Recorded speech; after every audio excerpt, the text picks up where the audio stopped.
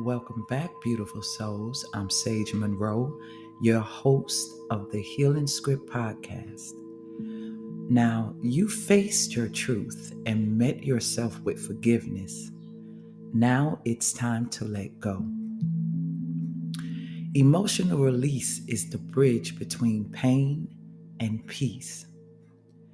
It's not about forcing happiness or pretending you're okay. It's about creating space for what's real. Because emotions that go unspoken don't disappear. They store themselves in our bodies, our hearts, our patterns. When we finally allow ourselves to feel, we begin to heal. So today, we're not holding back. We're giving your heart permission to breathe again, to cry, to exhale, to release. So take a deep breath in, and as you exhale, imagine every tight place in your body beginning to soften. Emotions are energy in motion, and when they are ignored, suppressed, or resisted, they can weigh heavily on your mind, body, and spirit. This section invites you to face what you have been holding inside: the anger, the sadness, the grief, and the disappointment, and give it the attention it deserves. Emotional release is not a sign of weakness. It is a declaration of self-respect, a commitment to your own healing, and a necessary step toward freedom. Closure does not always come from internal sources. Often it is something you must create for yourself through acknowledgement, understanding, and letting go. This part of the workbook will guide you to confront unfinished experiences, reflect on recurring patterns, and release attachments that no longer serve your growth. By doing so, you honor your past while reclaiming your present power.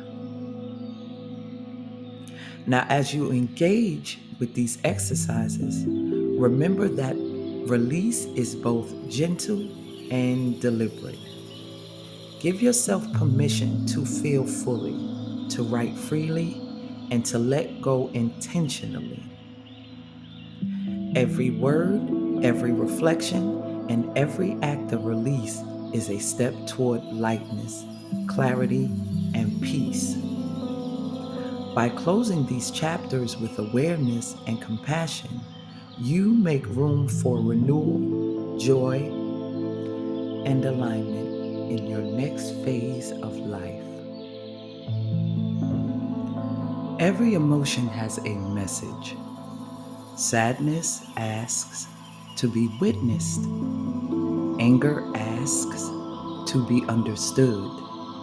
Fear asks to be reassured. And love asks to be remembered. We often suppress what feels heavy because we fear it will drown us. But the truth is, emotions are waves. They rise, peak, and pass when we allow them to move. What keeps them stuck is resistance. Emotional release is not weakness, it is wisdom. It's your body's way of clearing old energy, making room for joy, peace, and new beginnings. So if your voice shakes, if tears fall, if you feel everything all at once, let it happen. That's not breaking down, that's breaking free. Now I want you to grab your healing script workbook, your journal, or a piece of paper and write from your heart, not your head. Here you are safe to feel and you are safe to release. Question 1. What emotions have I been avoiding or numbing lately? Question 2. Where do I feel this emotion in my body and what might it be trying to tell me? Question 3. What do I need to say that I've been holding back? Question 4. Who or what am I still emotionally attached to, even though it's time to let go? Question 5. What would it feel like to be completely free from this pain? Question 6. What am I afraid might happen if I let myself truly feel? Question 7. What emotions are hardest for me to express and why? Question 8. How can I give myself permission to cry, scream, or rest without guilt? Question 9. What lesson has this emotional experience taught me about myself? And question 10. How can I honor my emotions without letting them control me? Now take your time, let every word come out raw and real. This isn't about making sense, it's about letting go.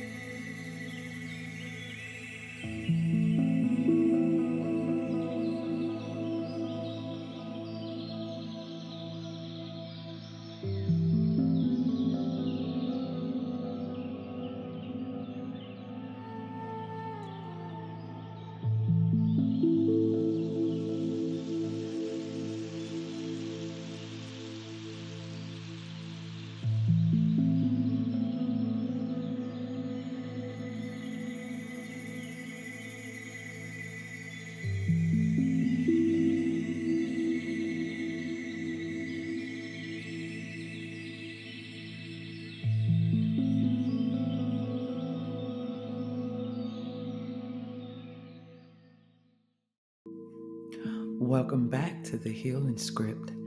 Now, I want you to place a hand on your heart or over your chest. Take a slow breath in and repeat these words softly. I allow myself to feel fully and freely. I am safe to release what no longer serves me. My emotions are valid and they deserve to be heard. I honor my tears, my anger, and my truth. Every emotion I release creates space for peace. I no longer carry pain that isn't mine to hold. I forgive myself for holding on too long. I am cleansing, healing, and renewing from within. I trust my body to lead me back to balance. I am the calm after my own storm. Now I want you to take one last deep breath, and as you exhale, imagine everything you've been holding leaving your body, drifting away into the light. You are lighter now, you are freer, and you are new. Closure isn't always about getting an apology or an explanation. It's not about making sense of everything that happened. It's about deciding that peace is more important than understanding. True closure comes when we no longer need the past to look any different. When we realize the lesson itself was the closure. So let's breathe together. Inhale, accepting what was, and exhale, creating space for what will be. You are not what happened to you. You are what you choose to rise from. Understand, closure isn't a finish line. It's a turning point. It's the moment you stop waiting for someone to right or wrong, and instead you reclaim your power by saying, "This chapter no longer defines me." Some wounds won't ever come with perfect explanations, but healing doesn't depend on knowing why. It depends on choosing how you move forward. Forgiveness and closure are not about forgetting. They're about freeing your energy from the past. They're about saying, "I've learned what I needed. Now I release what I don't." When you reach this point, your energy begins to shift. You start seeing the world differently. Colors seem brighter, your breath feels lighter, and suddenly the future doesn't feel like a threat. It feels like an open sky. And that's closure. Now we're going to move on to our journaling prompts where we find peace within. So I want you to grab your journal or your healing script workbook and take this moment to honor your completion. Question 1. What parts of my past am I still trying to understand or fix? Question 2. What emotions come up when I think about releasing control of the past? Question 3. What lesson did I gain from what I went through? Question 4. Who or what am I ready to say goodbye to energetically? Question 5. What does peace look like? and feel like to me now? Question 6.